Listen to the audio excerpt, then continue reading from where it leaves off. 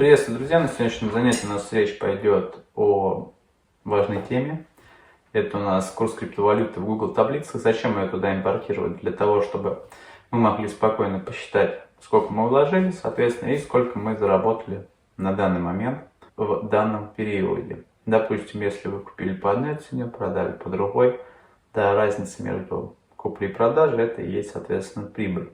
Таблицу можно будет купить по ссылке под видео. Да, соответственно, или кто самый внимательный, он может, в принципе, ее воссоздать, да, потому что на самом деле ничего сложного здесь нету. Мы будем импортировать данный сайт, 50 страниц, в Google таблицу и, соответственно, производить дополнительные расчеты. Первое, что мы делаем, это мы переходим на сайт и смотрим структуру данных, которые нам необходимо будет импортировать. Как вы видите, здесь у нас находится курс криптовалюты, да, и все бы ничего, если бы этих курсов не было 50 страниц. В данном случае 52, и они постоянно растут.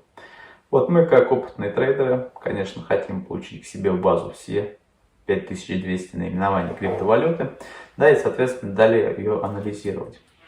Первым пунктом это у нас является как раз-таки импорт. Окей, здесь у нас будут три столбца, сделаем доп-лист, и в этом листе, соответственно, произведем некоторые расчеты. Первый будет это у нас первая часть URL, то есть которую мы будем формировать. Далее это вторая часть. И после это третья часть и итоговая часть. Функцию import HTML можно разделить на три составляющие. Это ссылка, да, запрос и, соответственно, номер таблицы на листе. Берем ссылку, проверяем, есть ли импорт с этого сайта. Скажу сразу, он есть, потому что я уже проверял. Пишем import HTML, дальше пишем сайт, после чего у нас бывает два варианта запроса, это table, да, или, соответственно, лист. По table пишем один и видим, да, что данные, в принципе, погружаются, все круто. Единица это номер таблицы на листе. Вот. Для того, чтобы сделать несколько ссылок, мы, соответственно, переходим на вторую страницу и смотрим, чем у нас отличаются ссылки. Ссылки у нас отличаются тем, что в конце ссылки у нас есть наименование page 2. Да, то есть вот так вот выглядит полная ссылка. Теперь сюда нам необходимо внести первую часть формулы. То есть это, да, скобки. Берем, копируем. И, соответственно, сюда ее переносим. Это первая часть формулы. Далее у нас нужна вторая часть формулы. Вторая часть формулы это, соответственно, вот отсюда. Table, form. Вот, то есть, по сути, нам нужно взять таблицу с каждой страницы. Окей.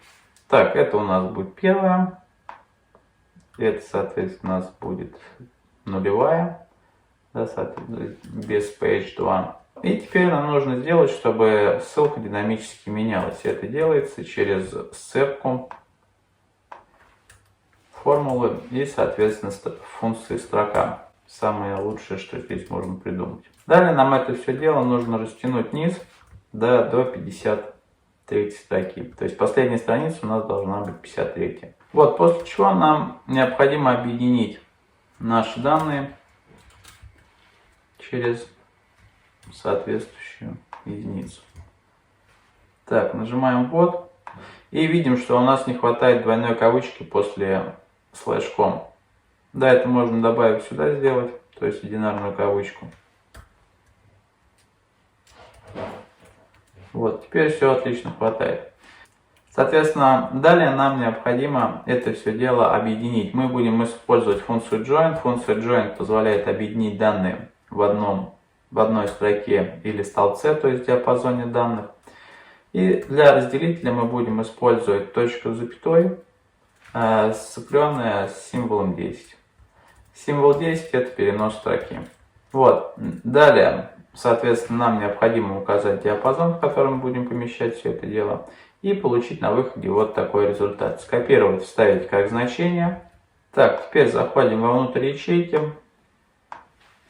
выделяем, копируем и возвращаемся в базу. Пишем равно, ставим две фигурные скобки. Это означает, что сейчас пойдет массив данных. И записываем наш массив данных, который состоит из 52 функций import HTML. Нажимаем «Ввод», видим, что у нас пошла прогрузка. Прогрузка идет с сайта. Да, и если посмотреть вниз, да, вот она уже прогрузилась. Окей. Далее, что нам необходимо? Нам необходимо взять из этих всех данных два столбца. Это столбец C и D. То есть мы пишем равно query. Функция query позволяет обрезать массивы. Вот. И здесь, соответственно, пишем запрос после этой скобки. Нам нужно столбцы и столбец 4. Ставим двойную кавычку, закрываем и получаем результат. То, что нам нужно. Теперь, все дело в том, что когда мы импортируем данные, у нас данные импортируются с цифрами. Эти цифры, соответственно, нам не нужны. И здесь мы делаем чистовую базу. Чистовая база будет заключаться в чем? В том, что сюда у нас данные будут подтягиваться из соседних ячеек, только уже нужные нам. Для того, чтобы поменять все цифры, мы будем использовать функцию, которая работает на регулярных выражениях. Про это лучше отдельно почитать, потому что это целая большая тема. Да, здесь мы будем использовать диапазон данных и менять эти данные на пустоту. То есть, смотрите, здесь мы будем использовать 0.9. Окей, получилось. Растягиваем вниз, получаем результат. Далее нам необходимо теперь поменять в данном случае, заменить все запятые, потому что запятые разделяют тысячные. Вот. И также нам необходимо сделать, чтобы знак доллара убрался, и поменять точку на запятую. И все это преобразовать потом в значение. Мы будем использовать функцию подставить. То есть нам сначала нужно подставить значение для запятой. Мы поменяем ее на пустоту. После чего мы подставим за место точки запятую. Пишем подставить. Точка. Меняем на запятую. И после мы напишем подставить. Поменяем знак доллара на пустоту. Окей. У нас получилось число с виду, да, но если мы протянем, оно считаться не будет, поэтому спереди добавляем формулу value, которая будет преобразовывать наш текст в числовое значение. Растягиваем и получаем результат, то есть чистые данные. После чего нам необходимо создать таблицу. Так, настроить данные. Мы сейчас создаем таблицу и настраиваем пересчет данных.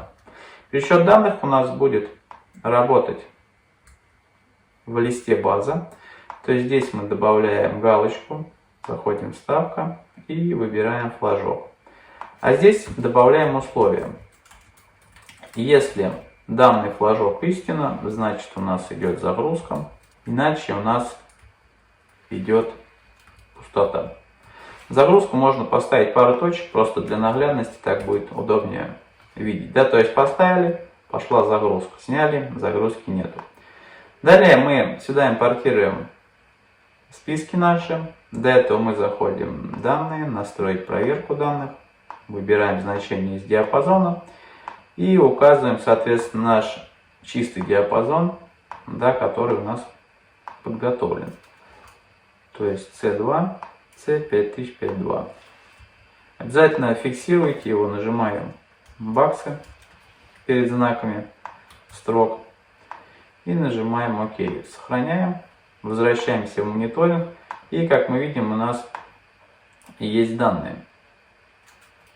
Теперь эти данные нам нужно перенести вниз, соответственно, выбрать здесь рандомные значения, которые мы потом будем оценивать. Ну, давайте для начала возьмем там немного, допустим, 5 штук будет достаточно. Но принцип понятен, то есть вы здесь выбираете валюту, которая вам нужна, и она сюда подтягивается. Количество у нас будет рандомно определяться через функцию случай между. Функция случай между позволяет генерировать числа между определенными данными, допустим, между единицей и соткой. Выбираем, растягиваем получаем и вставляем наше значение. Далее, цена покупки. Это наша текущая цена. Давайте мы сделаем функцию VPR для выпадающего списка из данной базы. То есть здесь мы опять берем наши чистовые значения 2, 0. Вот, и у нас сюда будет подтягиваться цена. Так, здесь мы делаем формат, выбираем числа и выбираем формат долларов, потому что у нас все в долларах. Ну, допустим, бермудский доллар, без разницы. Окей. Теперь, чтобы, когда возникала ошибка, допустим, если ячейка пустая, мы сразу это предвидим и ставим. У нас получилась такая небольшая таблица. Мы ее сейчас форматнем и чуть-чуть улучшим. Вот. Теперь это у нас текущая цена. То есть та цена, по которой мы купили нашу валюту, она будет считаться ценой покупки. Теперь наша задача сделать так, чтобы при пересчете здесь листа данные обновлялись и в нашей таблице. Зачем это делать? Потому что функция импорта HTML, она обновляется раз в 2 часа, это согласно технической документации Google.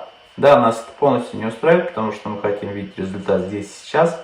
И, скажем, сократить это время до 10 секунд было бы отличной идеей.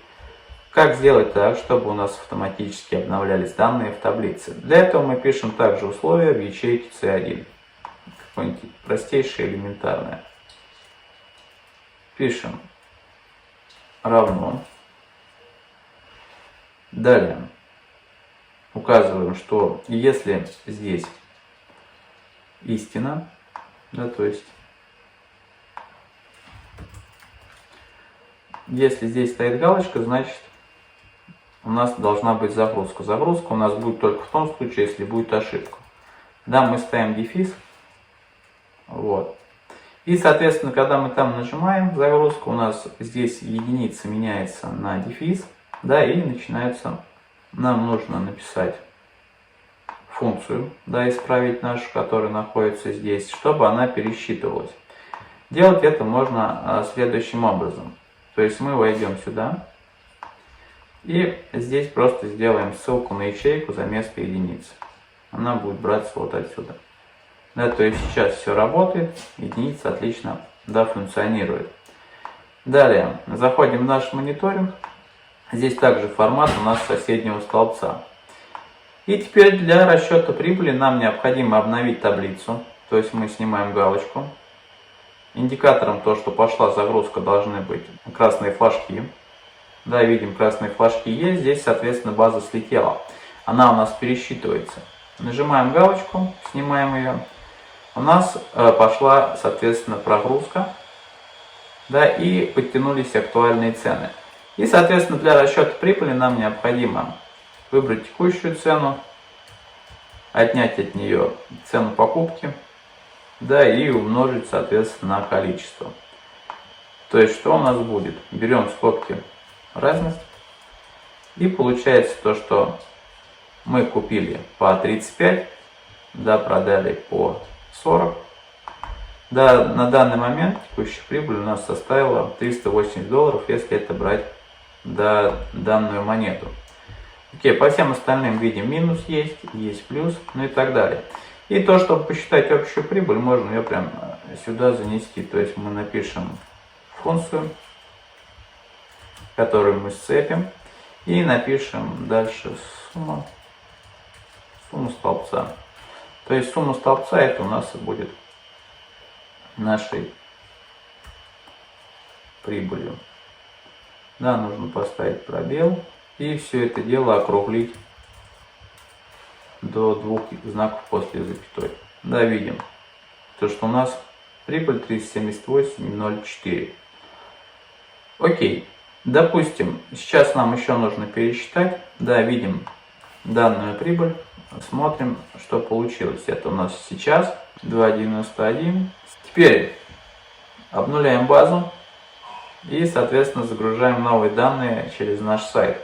Получаем, да, уже совершенно другие результаты. Видим, да, что у нас прибыль составила $773.